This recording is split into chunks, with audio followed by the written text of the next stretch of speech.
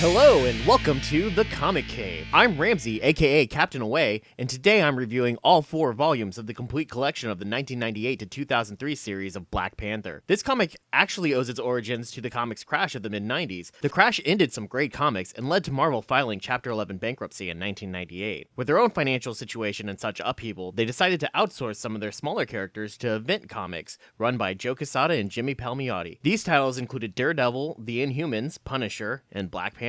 Now, anyone who follows me long enough will be able to realize I'm no fan of either Quesada or Palmiotti, but I do have to give them a credit for fostering an environment that allowed this comic to exist in the first place. To succeed in a failing market, they encouraged new creative directions that led to this Black Panther becoming something altogether new and unique for the character. This change of direction was spearheaded by writer Christopher Priest, sometimes credited as just Priest, or James or Jim Owsley before 1993. He wrote all 62 issues of this series, which still to this day is the longest running Black Panther comic to exist. Most of this was done with the help of penciler Sal Velluto and inker Bob Ellman. These three worked together almost exclusively from issue 13 to issue 49, giving them the longest run for a single creative team on a Black Panther comic.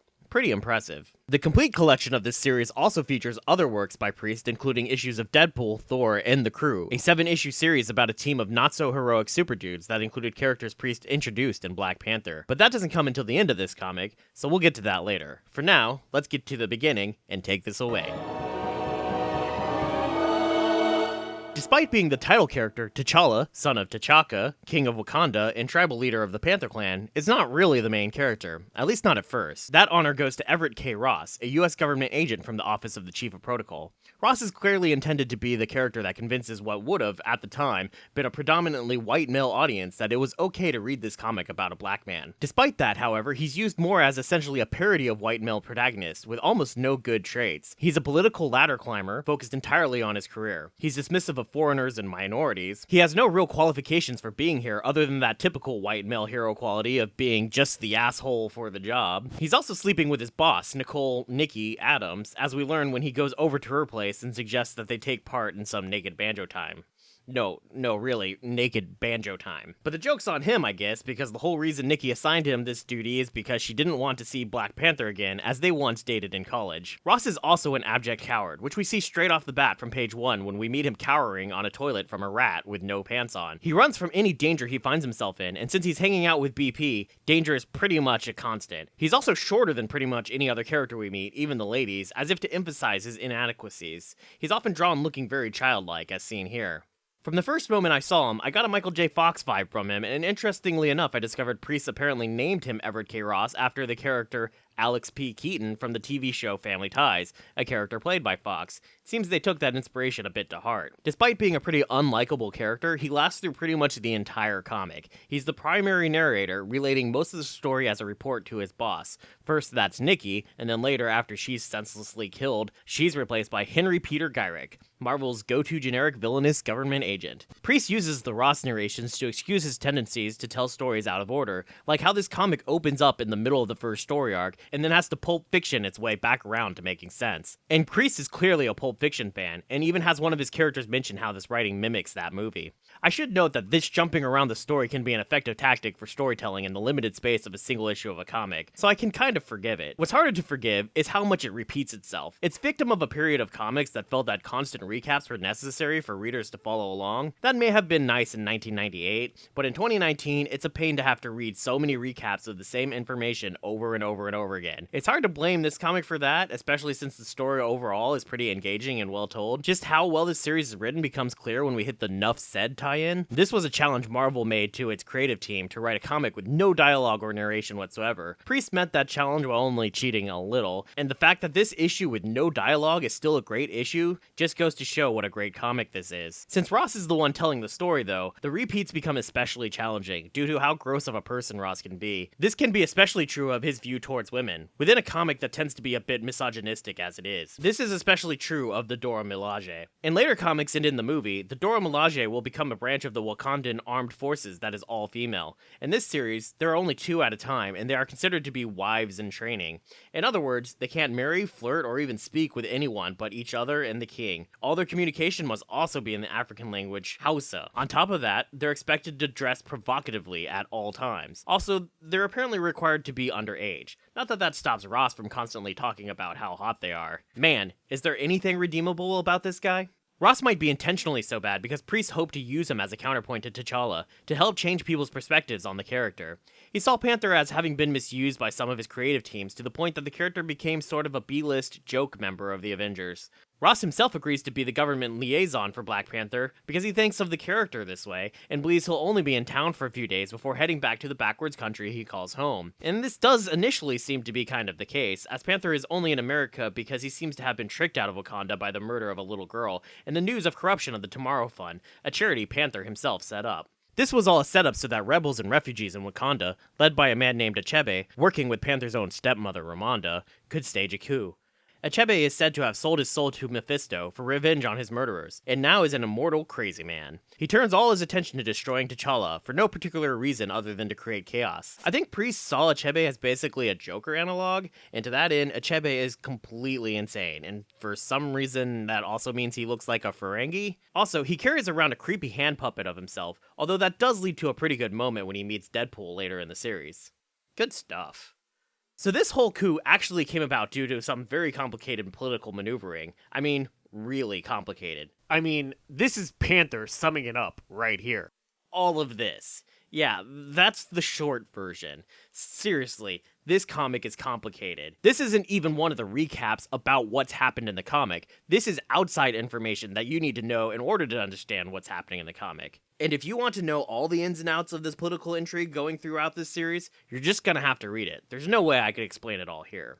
So as it turns out, Panther was aware of this coming coup, and in fact, he intentionally encouraged it to happen by pretending he was being deceived. Meanwhile, he left Ramonda in charge of making sure Achebe didn't do anything too destructive. Panther's real reason for coming to America was to discern who the actual mastermind behind all this exciting global politics really was. Achebe wants Panther to think it was Mephisto, since that's who he sold his soul to. So Mephisto shows up to torment Ross before getting laid flat by a single punch from T'Challa in seriously one of the best moments in comics history. Hell yeah! Hashtag punch the devil. This is the new Black Panther. He knew he was being tricked out of Wakanda. He knew Achebe would try to take over. He knew Mephisto was a ploy. He knew the American government was really behind the coup and how they did it. He's constantly several steps ahead of literally everyone in this series, and even when he seems like he's failing, he's really just being a spider luring the fly into his parlor. It's actually a little annoying that Panther seems pretty much incapable of failing, but it just kind of furthers the idea of T'Challa as basically the ultimate Batman. And really, that seems to be Priest's main goal with the series. There's a ton of Batman references, like using Achebe as the Joker, or this dream sequence, or this short story for Panther's 35th anniversary that's clearly inspired by The Dark Knight Returns and takes place 25 years in a future where T'Challa has abandoned the US to its fate and Ross grew up to be Jim Gordon. Yeah, you rock that mustache. After Achebe, we get the return of Eric Killmonger. Eric was born as N'Jadaka in Wakanda, but his father, N'Jobu, was pressed into service for the supervillain Ulysses Klaue. Klaue was attacking Wakanda for its vibranium, the special metal that only Wakanda has in abundance that helps fuel all of its technology.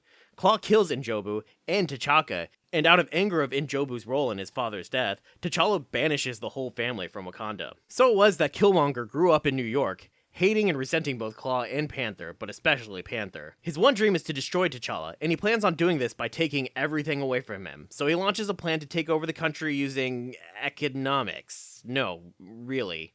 Because again, all the villain's motivations here have to be extremely politically complicated. Also, again, Panther has to be several steps ahead of everybody in this comic, and he prevents Killmonger's plan by simply crashing the economy of his own country. Yeah. Killmonger isn't done, though. He still desires to fight T'Challa to claim leadership of the Panther clan. So proceeds a somewhat ridiculous honor fight where the two men keep calling breaks to eat and sleep so that the fight lasts for over 24 hours. T'Challa almost wins this fight until Ross accidentally distracts him. Way to go, Ross! Again, is there anything redeemable about this guy? Killmonger's ascension to the chief of the Panther tribe is ended when he eats the heart-shaped herb that gives the Panther his powers. Apparently, it's poisonous to anyone not of T'Challa's bloodline, which he conveniently fails to mention to Killmonger. That's actually kind of a messed up way of keeping a lineage in power. Following Killmonger's appearance, World War III almost breaks out when Panther decides to protect a child from Gwar, the evil ruler of the child's homeland Lemuria. Lemuria is an offshoot of Atlantis, where Prince Namor the Submariner is from, and it's populated by mutated deviants. This global crisis is heightened by the reappearance of Claw, who attacks an American naval boat and makes it appear as if it was an unprovoked attack coming from Wakanda. America has a quote-unquote brand new president, who's never specifically named, but is clearly intended to be George W. Bush. Bush feels like there's no choice but to respond by ordering bombing runs of Wakanda, even though there's no proof that they're actually the country responsible. Talk about life imitating art. How crazy is it that this story arc came out in March 2001, only 6 months before 9/11, and then the following bombing of Afghanistan? Following this arc, Panther deals with a new version of the villain Malice. Malice was originally Nakia, one of the Dora Milaje. Earlier in the series, Mephisto tricked T'Challa into making out with her, and from then on, she is obsessed with the idea of becoming his actual wife, which will never happen because T'Challa sees her as a child. Eventually, she tries to kill Monica Lynn, T'Challa's ex-fiancée, and that pushes Panther to kick her from the Dora Milaje in disgrace. She partners up with Killmonger temporarily, and then comes back as the supervillain Malice, still in love with T'Challa to the point that she wants to make him her love slave and kill all the women in his life. This whole storyline is actually pretty gross, and it feels almost an entire first half of the series, and that brings me back to this comic's treatment of women, like the Dora Milaje in general, or like how they feel the need to keep having men tell Monica Lynn what her actual feelings are, or the recurring villain Nightshade with her outfit that clearly only could have been designed by dudes. Yeah. But on the flip side, some of this representation isn't so bad. We see Nightshade make full use of her doctorate in chemistry, and we see her feel real emotion when she fails to save a time-displaced future version of T'Challa. And as much as I hate Malice's story, she at least contributes to one of my favorite issue covers of all time. Man, that is awesome. There's also Nakia's replacement in the Dora Milaje, Shantae Giovanni Brown, who prefers to refer to herself as Queen Divine Justice. She turns out to be an actual queen descended from the leaders of the Jabari tribe in Wakanda, now led by M'Baku, the man-ape. Yeah, that's a thing. I love Queen's character. She's overtly politically righteous, but also still very much an American teenager with all the conflicting emotions and troubles that brings. I especially love her first appearance, where she talks Hulk out of smashing Ross with a car, not because she wants to save Ross, but because she doesn't want Hulk to use some poor working man's car to do it. That's the best. She provides a self-aware voice for the Dora Milaje, pointing out only a male would dress them the way they dress, and being a much better voice for grounded reason than Ross typically provides, despite that being largely the point of his character. So in the end, the treatment of women in this series is kind of all over the place, and it's a little hard to stay mad at its grosser moments when it also has some stronger moments included. The rest of T'Challa's story in this series revolves around that time-displaced version of himself that I just mentioned. Calling back to Jack Kirby's run on Black Panther, Priest brings in King Solomon's frogs, which have the ability to grab a warrior from another point in their timeline and bring them into the present. Well, for T'Challa, that brought a super wacky version of himself. I'm unclear if this character is supposed to explain the more eccentric ways that T'Challa acted in earlier comics, or if he's simply a nod back to that character as opposed to the extremely serious, incapable of smiling, rolled on his shoulders T'Challa that we get for this series. Either way, he's not an earlier version of T'Challa, but one from the future. A future where he developed an inoperable brain tumor and, realizing he was about to die, decided to embrace life and love adventure. He does die, though, as I mentioned, before the series ends. T'Challa himself also gets the tumor before the series ends, due to a fight he has with Iron Fist, when a villain called Black Dragon, who isn't black, disrupts Danny Rand's chi to make him go crazy and wild. Suffering from symptoms of the brain tumor, and with the title suffering from low sales, Priest decided to retire T'Challa. For the last couple of story arcs, we get a New York cop named Kevin Casper Cole as Black Panther. He's half Jewish and half black, and so came out so light-skinned, especially in contradiction to his very black father, that he got the nickname Casper, like the Ghost. As they will tell you at least once an issue in the exact same way every single time. Casper finds an abandoned outfit of T'Challa's, and so takes it up to start superheroing against the corrupt cops in his department, slowly meeting various members of the series that had worked with T'Challa, and slowly gaining a respect for the history and traditions of Wakanda and just what being the Black Panther means. He doesn't end up staying the Panther though, as Killmonger offers him an alternate form of the heart-shaped herb with no poisonous effects if Casper agrees to become his acolyte, which makes him a white tiger. At this point, Black Panther actually ends, and Cole's story continues in The Crew, While that comic is included in this complete collection, there is enough I could say about it that I could probably do a review just about it, and so maybe I will later in the year. Suffice it to say, I didn't like Cole's story all that much, and could have honestly done without the entire final volume of this series. And since that's the end of the series, let's go ahead and end this and get to the breakdown. The biggest problems with this series are its treatment of women and its endless need to repeatedly recap information from earlier in the series. Both of these problems are mostly forgivable because they're balanced out in other ways. Beyond that, it's a pretty important series to the development of Panther's character and the history of some of his biggest villains. If you can get past the endless recaps and the extremely complicated political motivations of the villains, and pretty much just ignore Volume 4 entirely, you are left with a pretty entertaining story and some pretty important history of the Black Panther.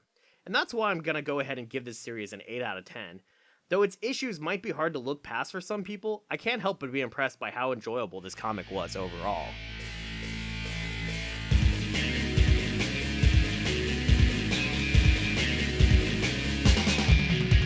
Hi everybody, and thanks for watching. I hope you enjoyed watching this video as much as I enjoyed reading the comic it's for. If you did enjoy it, please click the A on the left side of the screen in order to subscribe for future videos. That's it for now, and I hope to see you again next week, right here in the Comic Cave.